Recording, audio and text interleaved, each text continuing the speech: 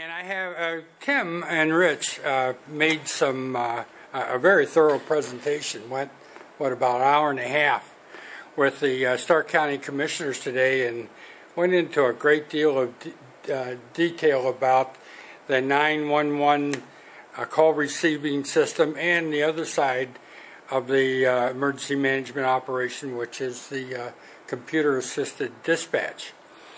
And a couple matters that I want to get some clarification is, during your presentation, Director Warstler, you talked about a project implementation date. Could you clarify as to what that really entails? To start looking at designing where we go from here. This is our newest system. We'll be online approximately a year this summer.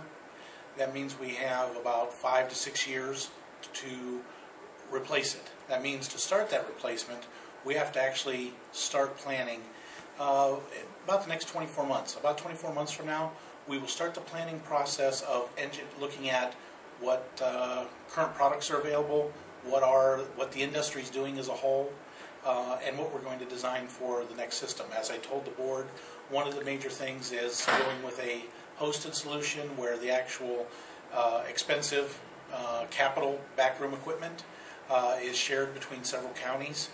The systems are now capable of handling a much larger system and communities. So those will all be things that we start to look at. And these are committee meetings of all the involved parties and stuff to start looking. I don't like this. I like this. And that becomes very involved, and it's an elongated process. It takes a couple of years of meetings to decide on what you're finally going to center on and build next. Then you have to start the formal process with, if there's any changes required in the plan, calling the 911 planning, having the commissioners bring the 911 planning committee together, making all the presentations to them, getting them to finally vote on any changes that are needed, any amendments to the 911 plan for Stark County. That whole process can take as much as 3 years before you're ever actually ready to sign a contract. And once you sign the contract with a company to build the system for you or make the improvements, you're probably 12 months, 12 to 18 months would be a good number. So you no longer get done building one of these systems, and you're looking towards the future. You get a couple years, you get 2 to 3 years of clear service out of it, but then you're starting the process on what the next replacement is going to be. So project implementation is not a set date.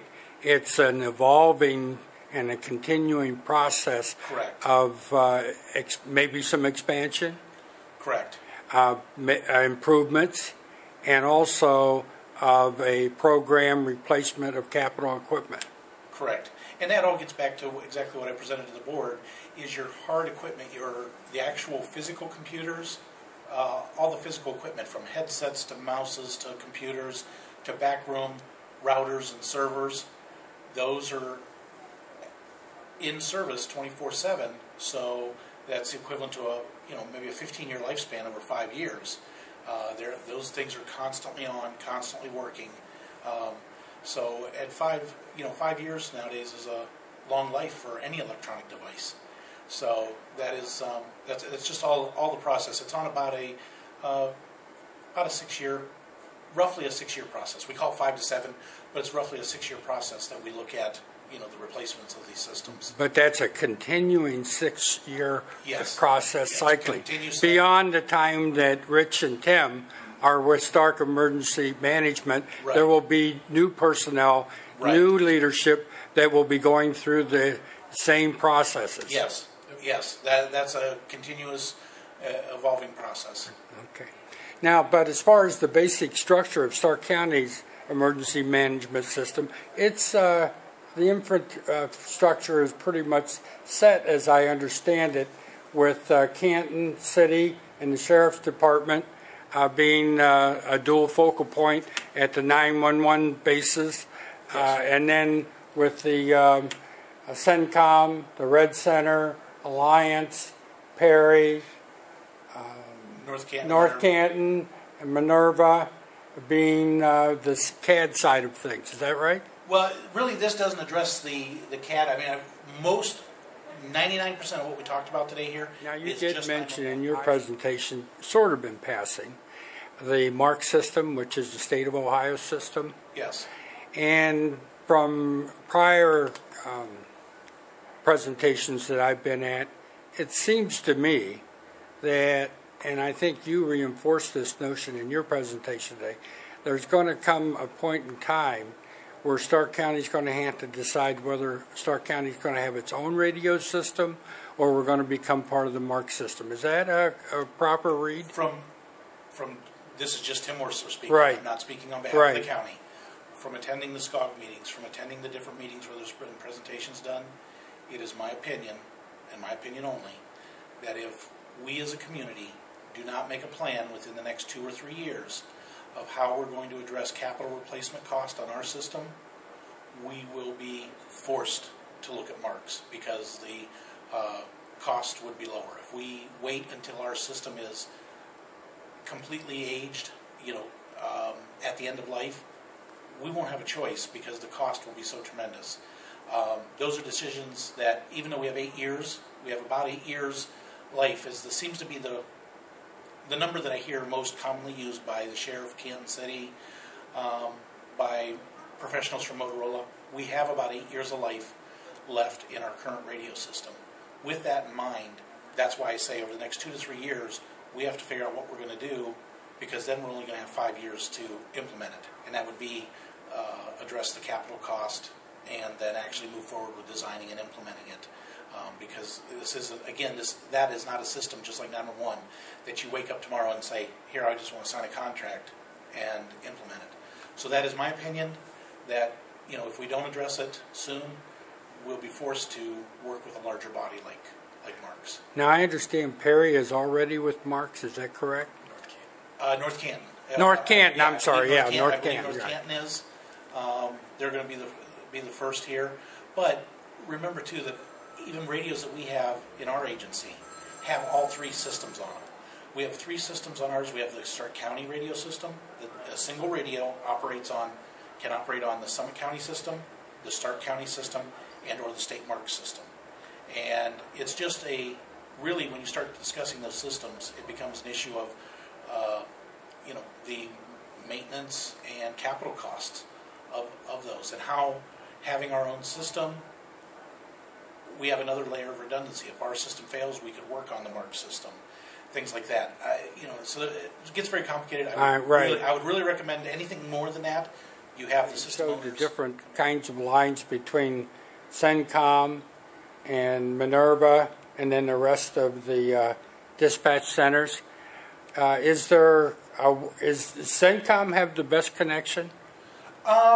It's actually a different connection, but it's the best connection up there is what's called the Sonnet ring.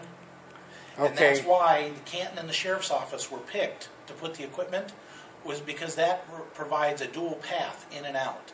Okay. If you cut those T1 lines, or you cut any of those OptiMan networks or CENTCOM, they're all equal. If you cut any of them, they go down. Okay. Okay? So none of them are necessarily better or worse than the others. I see. It's the core of the system is sitting on the Sonnet ring. They would have to be in that ring and to really have the best. Is that correct? It cost a ton of money to put do the that. Sonnet ring in. We got an estimate from AT&T to go to the old armory. I don't know if you remember, the commissioners were looking at taking over the old I remember armory. that. Right. There is, the Sonnet ring ends at, what's the school? Right there on 12th Street. It was a middle school, right? Yeah. Right. The Sonnet ring ends there. I see. To go that additional 3 blocks or so, to put dual paths into the armory was going to be over $600,000. Okay. Just for the Sonnet ring. Just to put that on that building on the Sonnet ring. Okay. So really, those 2 sites are very important to us, but we also have AT&T sites that sit on the Sonnet ring, the data center. Literally, the equipment sitting at the Sheriff's Office or Canton City could be installed downtown here at the data center. Okay. It doesn't matter, it just needs to be on that Sonnet ring. So the Sonnet ring gives you that level of redundancy that you don't have with the other systems. So to get a Sonnet ring Stark County, people would have to do like Plain did, actually send somebody to do their service from within the sonnet ring. Yes, that or spend. When our initial estimates from AT&T, now these are 2 or 3 years old, their estimates were in excess of 6 to 8 million to put all of those sites on our own network and essentially build our own sonnet ring to all those sites, and that just wasn't feasible. Right. Okay. You know. Okay. On the wireless levy, it sits at 28 cents for what, a month? Per month. In your discussions with maybe state legislators, lobbying groups, interest groups, County Commissioners Association, is it your sense that it's going to remain at 28 cents, or is there any move at all to raise that amount? There was a move afoot to raise that amount, and it was very much fought by a lot of different groups. I would expect it to stay the same, or maybe even reduce a couple of cents. Okay. If it's made permanent. It truly, for right now, it is what I consider to be the bare minimum. We are not getting a lot of extra. We obviously, from the price sheet that I've given you in the past, we're spending the money on the equipment. The lion's share of that money is going to the equipment. There's just no way around it. The equipment's become too expensive, so it is needed to be able to do the wireless functions. Okay. So our system in Stark County is funded with the wireless fund and with our own levy, which expires at the end of this year, and with the money that the commissioners have set aside that came out of the half-cent levy that got repealed, correct? That money is not used for 911. The money that the commissioner set aside, that has been set aside in a fund that they're discussing with SCOG, and Joe Concato is the project manager there. That money is not available to 911. So it's just CAD, the CAD side. Yeah, that's correct? Just the CAD and or radio, whatever they decide to do with. That money was collected for countywide dispatch, which is all three things put together: CAD, radio, and 911. We've always said that we can pay for our own portion within that combination. We can pay for the 911 portion. You know, that money was set aside for the other side. That first chart that I put up with the red line on it, right, that money has been put aside for either CAD or radio, and that's what they're discussing with those groups. Okay, I understand that. One other question, too, is distinction between calls that come from hardwired phones and cell phones. So could you, now this is a part I would like to have you structure your answer for the layperson to understand, because I think it's important that people understand the difference with how these phone calls are handled once the phone call is made. A call coming from a hardline phone is sent within Stark County right now today. If you live in Louisville, East Canton, or Canton, your call goes directly to the dispatch center for your area, which is Canton City.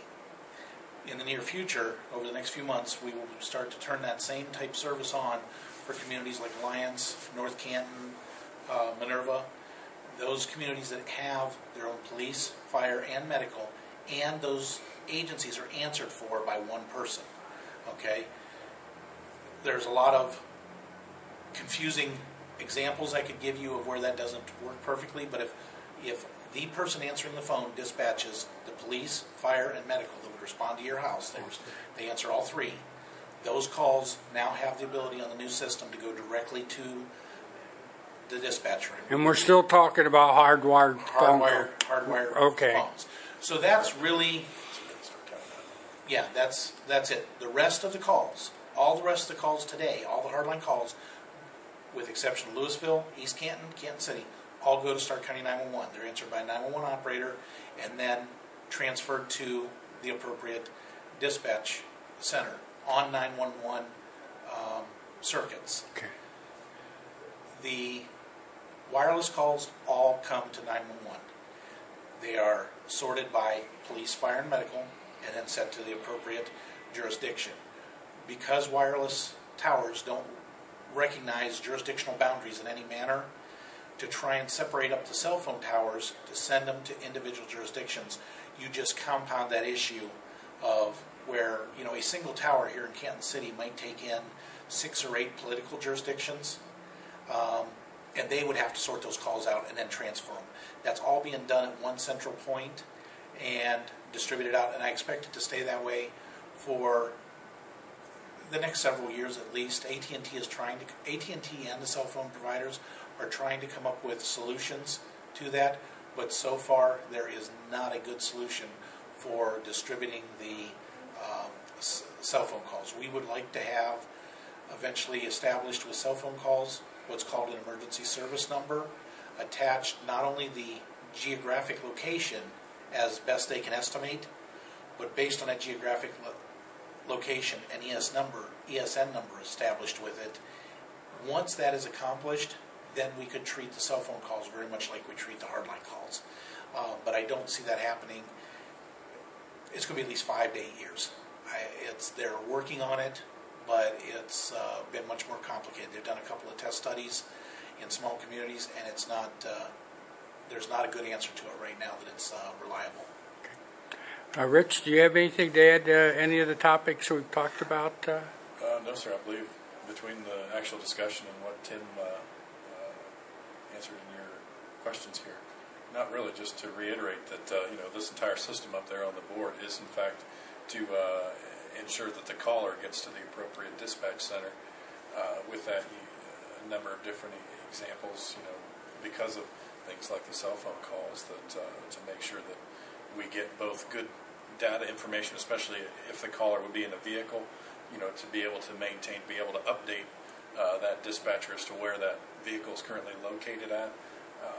And if the call would need to be moved to another dispatch center, that all of the information, both the voice of the caller as well as the data information, would be able to be sent to the most appropriate